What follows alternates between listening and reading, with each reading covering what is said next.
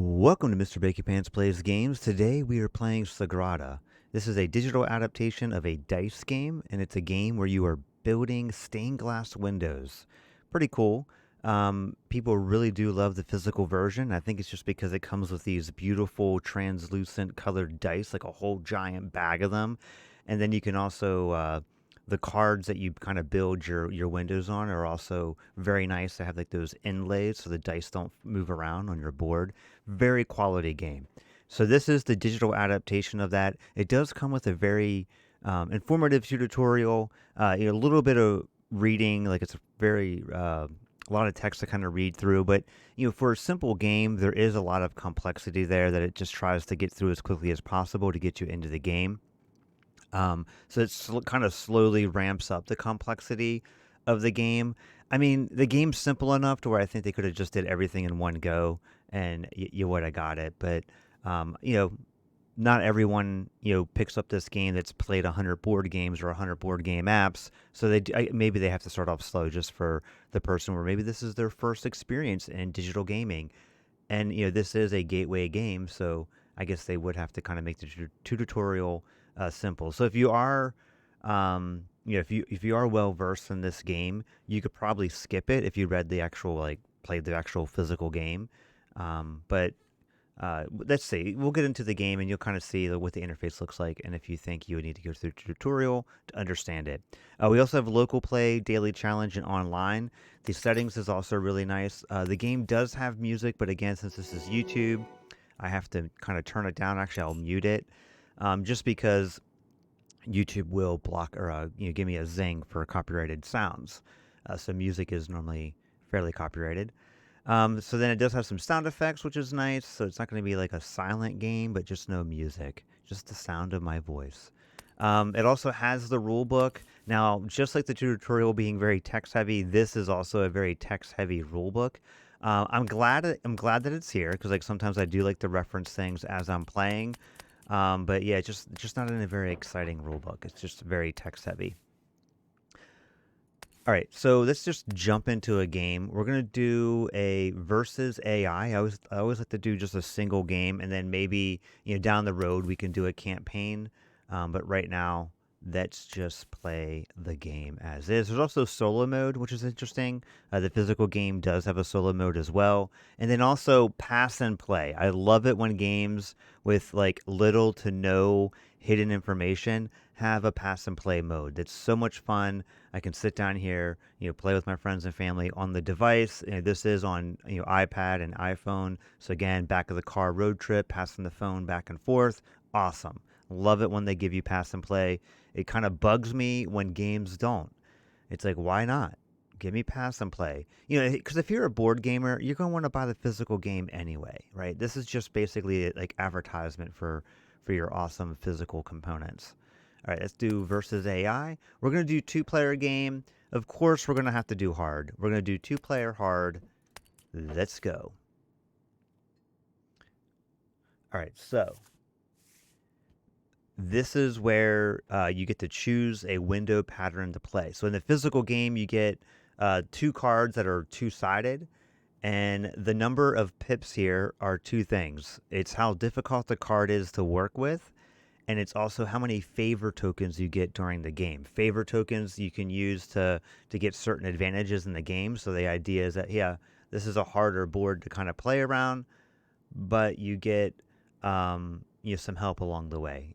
But you have to kind of use your brain on how you're going to use those favor tokens.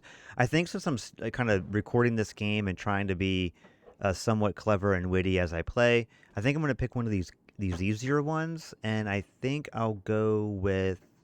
I don't want to do a 3. I think I'll go with the Kaleidoscope Dream. All right, so I'm going to go ahead and click that one and confirm it. And then these are the 3 tools that are going to be in the game. So the game comes with a big stack of cards for tools and then deals out 3. And then these are the 3 that are going to be happening in this game. So this one is move up to 2 dice from of the same color that match the color of the die on the round track. You must obey all placement restrictions. So basically, I can move up to 2 dice of the same color that match the color die. So that's kind of cool. So you can kind of reconfigure your dice after the fact. So that's pretty good. We got the glazing hammer. Reroll all dice in the draft pool. This may only be used on your second turn before drafting. Interesting. And then copper foil banisher. Move any 1 die in your window, ignoring value restrictions on the window pattern. You must obey all other placement adjacency restrictions. And we'll get into what that means later. So the public objectives. So these are, kind of like what everyone in the game is kind of working towards. And so these are your public objectives are going to give you points at the end of the game, which are listed here. So this one is sets of 5 and 6 values anywhere. So as you get 5 and 6 valued dice, you're going to get points for pairs, 2 points for each pair. Row variety is a row with no repeated colors. So again, all the colors, 6 points there. Multiple rows, you can add that up. And then columns of shade variety. So columns with no repeating values. No repeating values. You get 4 points. So that's pretty cool, but that's columns. So it's up and down, rows, left and right. And then you do get one hidden objective, like one objective that you're just doing. And I think it's this one here. Shades of red. So the sum of values on the red dice. So this is my private one. So this is the one that my opponent doesn't know. Like as you can see, I don't know what theirs is. I know what mine is. So really I want to have high value red dice. I think they call it shades. And then you play over 10 rounds, drafting dice. These are your tools. These are your favor tokens up here. And then the rules for placing dice is, like for this space, it has to be a red die. This one, it has to be a value of 5. And then one of the rules about placing dice, and we'll refer to the rule book right now, is, every other die must be adjacent to a previously placed die, touching diagonally different row and column or side by side. The die must match the color of the value restrictions. White spaces have no value. And then there's also a rule. Oh, I gotta scroll down. I was gonna say, dice may never be placed adjacent to a die of the same color or the same value. So essentially, this is showing you like a 2. You couldn't place it here because it's like not yellow. Here because it's next to a red, you can't place it. Same here. And then here would just be a bad move because you got to place a red here. So basically blocking that out. And there's also a value of, well, you could place it there. It's not going to stop you, even though it's a dumb move. But really, you can't do it because there's a 2 here. So, yeah, that's one of the rules about placement. So, like, it's just kind of something you need to think about. I think playing the physical game, you would have to manage that yourself. In this game, it just does not let you do anything stupid. Okay. Where do I want to go? I guess I could just, drop this here on the edge somewhere. It's a value of 5. Or I could just drop a yellow here. But then it kind of limits me because I'd only be able to. So I don't want to do that. I kind of want to be out in the open. I think this might be good right here. So I'm going to place it there. And then since I'm drafting first, I only draft 1 die. Goes to the opponent. They're drafting the purple. There they go. That's theirs. We don't really need to worry about them. So I could use a favor token. I'm not going to do it, though. Well, do I? Because, like, a bunch of 1s. I only get to pick 1 of these die, but, well, I guess we'll just throw it there. And I could re-roll. Or move any die. Sorry. It's not the re-roll one. So there we go. The die left over fills the track, and that's kind of the turn counter. Now, the computer's going to be going first. They pick 1 die. Now I get to pick 2. I can do this one. I can do a tool if I want. Don't really want to move anything. I like to save these toward like later in the game. I could drop a value of 4 here, and that kind of helps me with a couple things. It helps me with this one. this one here, and then we got to remember 5 and 6 are kind of what I want. So let's just go ahead and drop that there. Let's pick another one. I got to get a 1. Oh, that's, oops, kind of messed up. Well, I got my tools to fix that that horrible mistake.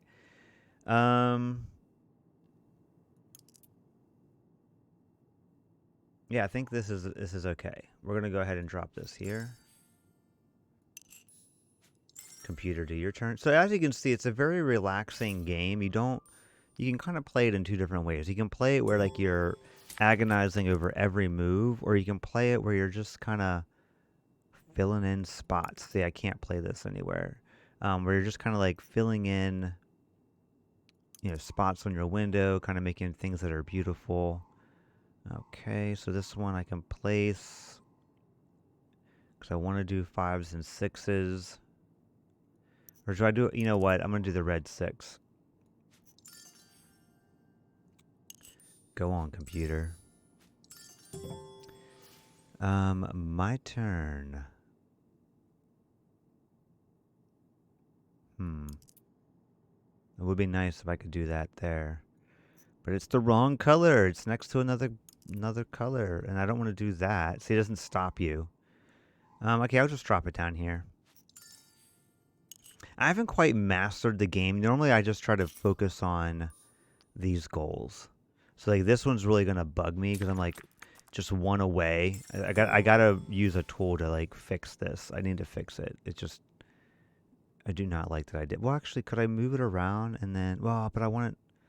Oh, no, it's only values up and down. So I could throw another yellow down there.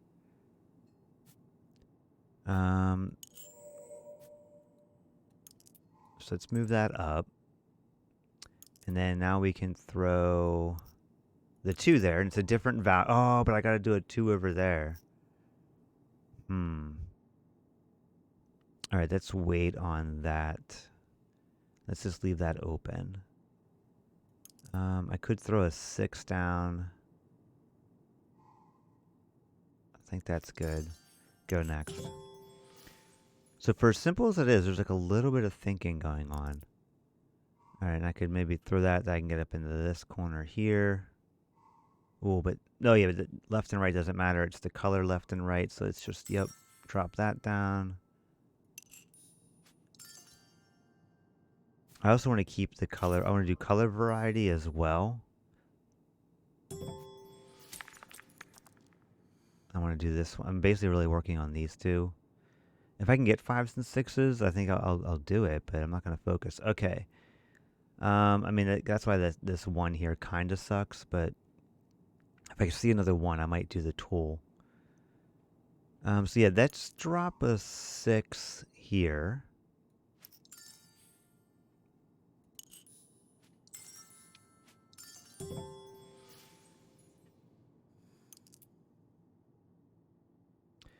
I want different values.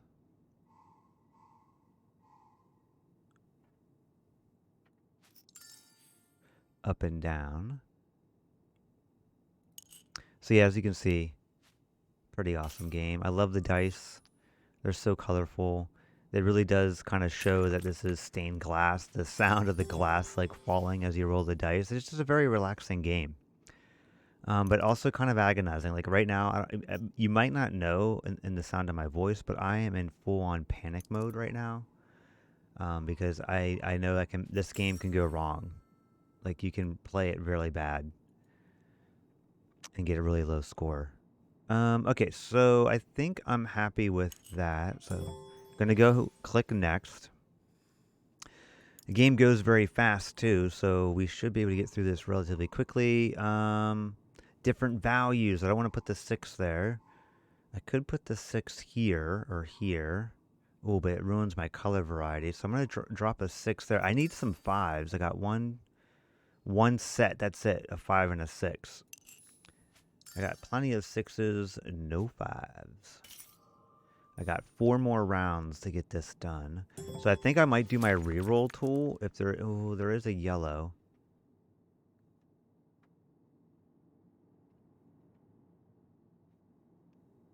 Oh, and there is a 1. Okay. So let's move this to there. And then I think we're okay with that. Then we're going to drop the... Oh, no, color variety left and right, left and right. I keep thinking like, oh, I don't want to have a green down there. But no, it's fine. It's fine. Stop making this more difficult than it needs to be. All right, so then I have a red. I mean, a red could go down here to there. And that would be good. So let's do that. Oh, wait, what? Oh, I must have messed up. Oh, right, I changed. I thought it was my second pick, and I totally goofed. It's okay. It is okay to goof. All right, we will fix that. We will roll a 1, and we'll get it there. There we go. Ah, but I can't play any. How dare you? How dare you, game, make me pay for my mistakes. Okay, I could throw that 3 there.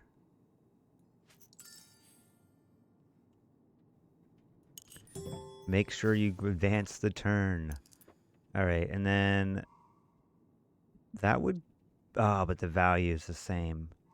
Man, I really don't want that. I really don't want that. So let's do the old reroll. Oh, there's a 1. I do ruin my color variety.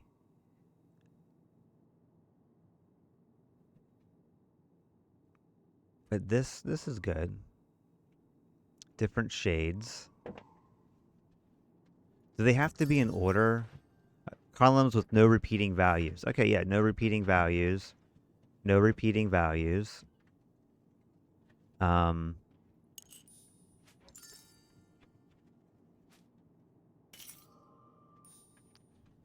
And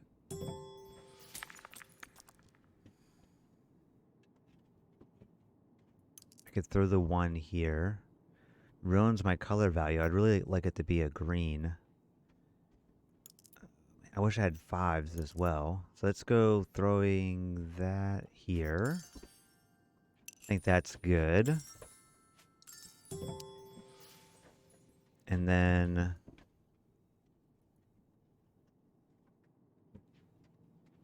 let's think here.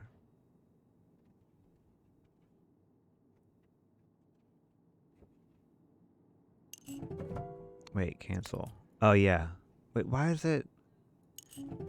Are you sure you want to end your turn without playing a die? Why? There's no die that I can play, though. Yeah. There's no die that I can play. And I don't have any more favors, so kind of screwed there. Oh, man. Oh, I did not know that it did that. I didn't know that it ended the game even quicker. I did not know that. That is wild.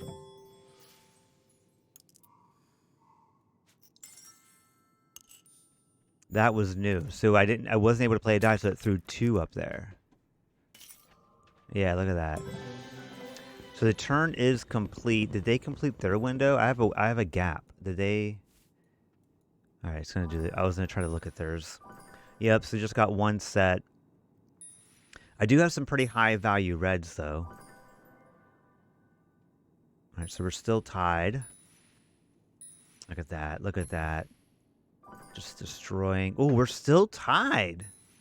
All right, there's my red. Oh, you sneaky computer. And I get -1 for the gap. Not as bad. Not as bad, but that was hard mode. Let's view the windows. I want to look at their window. So yeah, they look, they don't... Oh, yeah, they do have shades, but no color variety that way. No color variety on that one. And then this one, obviously, we bonked on. So yeah, I mean, kind of did the same... Fairly the same. Oh, but their secret was this. So they do have a lot more purple. Yeah, I could have played some more red. I don't think I had the opportunity though, honestly. But yeah, not a bad score. It was fairly close. I do think I made a couple misplays with that one where I thought I hit the check button and it like reset because I wasn't following the game closely enough. But yeah, so that is Sagrada. Pretty sweet little game. Something that you can kind of pick up and play really quickly. There is a campaign mode that kind of like again like all Dire Wolf games. Each time each part of the campaign kind of tweaks and changes the rules as you play. So very interesting to play through. Pass and play, I think for this game is awesome. Just think about like passing that device back and forth and just kind of picking your dice. Here it's your turn, pick your dice. Here it's your turn, pick the dice. So I think it's a really great way to play and experience this game. But obviously, nothing beats rolling a big bag of dice. So you're probably going to pick up that physical version when you see it on sale at your local game store. Anyway, I will see you next time, and please like and subscribe.